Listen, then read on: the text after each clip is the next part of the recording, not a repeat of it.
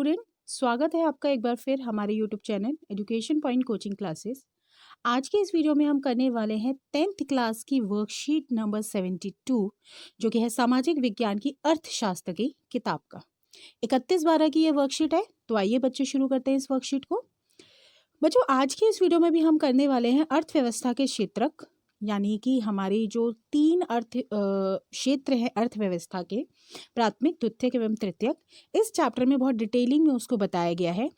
Worksheet थोड़ी सी mix question के साथ है। 1 मार्क वाले यहाँ पे आपको 5 क्वेश्चन दिए गए हैं, 3 और 5 मार्क्स वाले भी 5 क्वेश्चन हैं, और एक 4 नंबर का है स्रोत आधारित प्रश्न। तो आइए बच्चे जानते हैं इनके प्रश्नों के उत्तर। सबसे पहला, तृतीयक क्षेत्र को, ये 1 मार्क वाले हम क्वेश्चन कर रहे हैं, तृतीयक क्षेत्र को सेवा क्षेत्र भी क्यों कहते हैं? बच्चों, आपको पता होगा कि तृतीयक क्षेत्र का कार्य ही होता है सेवाएं प्रदान करना। इसमें कोई वस्तु का निर्माण नहीं होता, कोई चीज नहीं बनती। इसका मुख्य कार्य क्या होता है? ये प्राथमिक और द्वितीयक क्षेत्र को सेवाएं प्रदान करता है, इसलिए इसको क्या बोला जाता है? सेवा क्षेत्र। प्रश्न दूसरा, सार्वजनिक क्षेत्र का प्रमुख उद्देश्य क्या होता है? सार्वजनिक क्षेत्र का मुख्य उद्देश्य क्या होता है? सेवाएं प्रदान करना या सुविधा प्रदान करना। ऐसे ही हमारा अगला क्वेश्चन तीसरा है, निजी क्षेत्र का क्या कार्य होता है, क्या उद्देश्य होता है?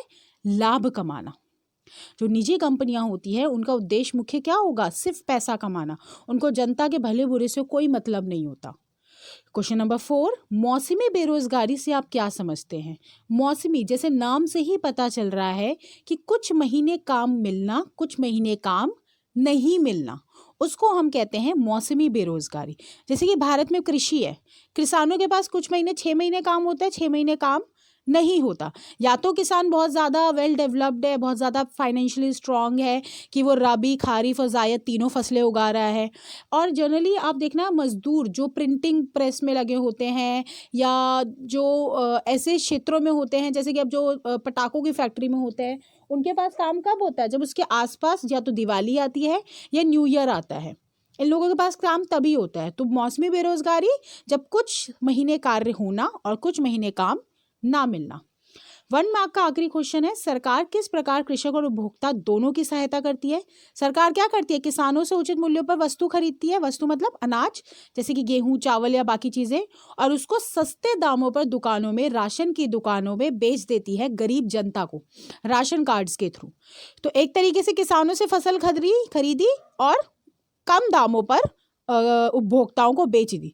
तो इस प्रकार जो सरकार है वो किसान और उपभोक्ता दोनों को फायदा पहुंचाती है। बच्चों, अब हम करने वाले हैं 3 और 5 मार्क्स के क्वेश्चन। तो सबसे पहला हमारा क्वेश्चन है, आर्थिक एवं गैर आर्थिक क्रियाओं में अंतर बताइए। आर्थिक क्रियाएं कौन सी होती है? वह कार्य जिनसे हमें आय प्राप्त होती है, यानी कि पैसा मिलता है। और गैर आर्थिक क्रिया जिनसे हमें आय प्राप्त नहीं होती। जैसे मान लो, यहाँ पे मेरे एग्जाम्पल्स दिए हुए हैं, लेकिन मैं आपको एक एग्जाम्पल देना चाहती हूँ। मान लो कोई शेफ है, वो अगर होटल में खाना बना रहा है तो उसके बदले उसको पैसा मिल रहा है, लेकिन अगर वही शेफ घर में खाना बना रहा है तो उसको पैसे नहीं मिल रहे। तो वो कार्य जिनके लिए आपको पैसे मिलते हैं वो आर्थिक क्रिया हुई, और जिसके लिए आप पैसे नहीं मिलते वो गैर आर्थिक क्रिया हुई। क्वेश्चन नंबर 2, अपने दैनिक जीवन के उदाहरणों की सहायता से बताइए कि निजी क्षेत्र और सार्वजनिक क्षेत्र में क्या अंतर होता है। तो बच्चों, निजी क्षेत्र और सार्वजनिक क्षेत्र नाम से ही पता चलते हैं। सार्वजनिक क्षेत्र में जो शक्तियां होती हैं वो सरकार के पास होती हैं, जो ओरिजिनल पावर होती है, रियल शक्तियां होती हैं वो सरकार के पास होती हैं, और निजी क्षेत्र में निजी व्यक्ति या समूह के पास। इसी प्रकार सार्वजनिक क्षेत्र का उद्देश्य लोगों की सेवा करना होता है, जबकि निजी क्षेत्रों का लाभ कमाना। तो बच्चों, सार्वजनिक क्षेत्र का उद्देश्य होता है सेवा करना और निजी क्षेत्र का उद्देश्य होता है लाभ कमाना। सार्वजनिक क्षेत्र के उदाहरण है रेलवे एवं डाकघर, और निजी क्षेत्र के उदाहरण है जियो और टिस्को। क्वेश्चन नंबर 3, संगठित एवं असंगठित क्षेत्र के मध्य अंतर हमें बताना है।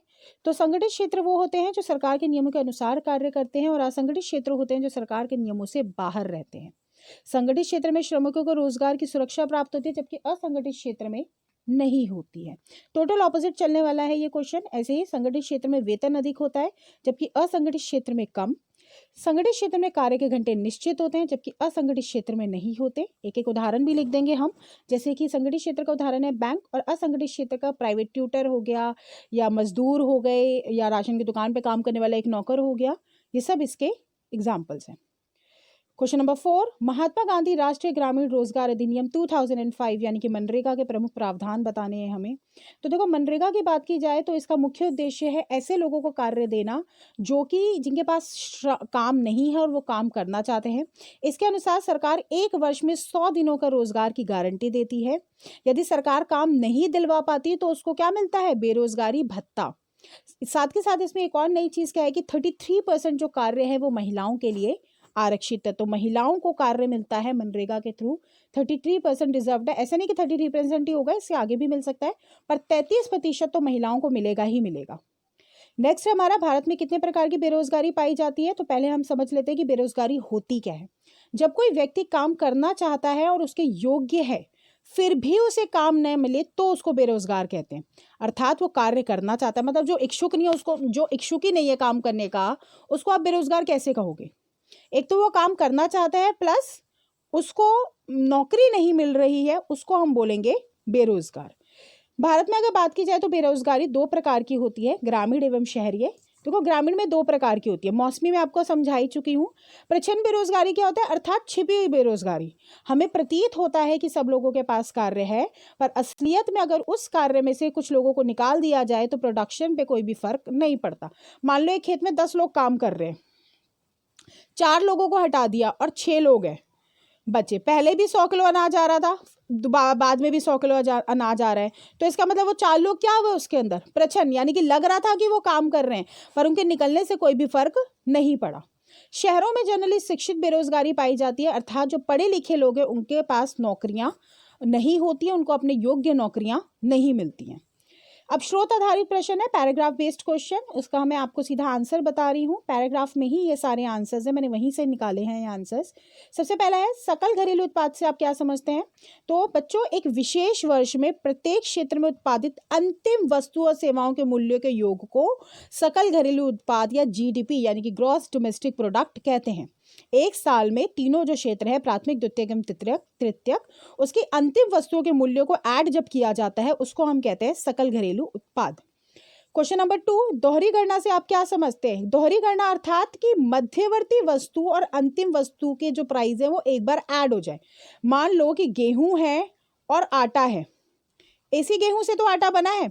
अगर हम जब फाइनल काउंटिंग कर रहे हैं उसके अंदर हम गेहूं के भी प्राइस ऐड कर दे जिसका आटा बना है और आटे के भी प्राइस ऐड कर दे, तो इसमें क्या हो गई? दोहरी गणना हो गई, एक गेहूं के रूप में एक आटे के रूप में, क्योंकि आटे में ऑलरेडी गेहूं का प्राइस ऐड है, तो दोहरी गणना इसी को कहते हैं। क्वेश्चन नंबर 3, अल्प रोजगार से आप क्या समझते हैं? नाम से ही पता चल रहा है कि जब कहीं आवश्यकता से अधिक लोग काम कर रहे हो या योग्यता से कम वेतन प्राप्त कर रहे हो तो उसको अल्प रोजगार कहते हैं या छिपी बेरोजगारी कहते हैं, कि वो अपनी योग्यता के अनुसार या जितना उनको कार्य चाहिए उतना उनको काम नहीं मिल पाता।